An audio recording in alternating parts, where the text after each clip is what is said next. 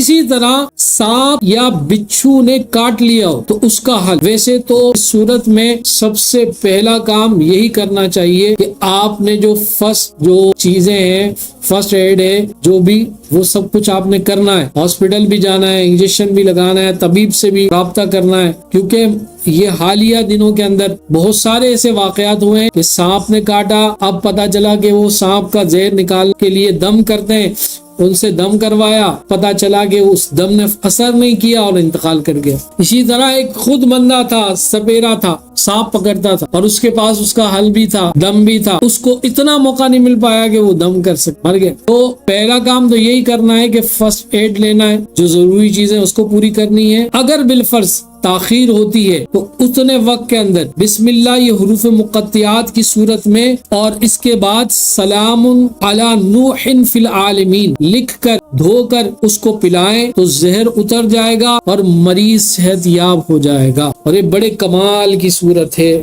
بڑے کمال کی آیت ہے۔ بسم اللہ الرحمن الرحیم کے ساتھ سلام علی نوح فی العالمین، جو شخص اس کا عامل ہے اس سے جنات بڑے ڈرتے ہیں۔ سلام علی نوح فی العالمین، اس کی بھی بڑی برکت ہے۔ انشاءاللہ کبھی وقت ملا تو اس کے خواص، اس کے فوائد بھی انشاءاللہ ذکر ہوں گے۔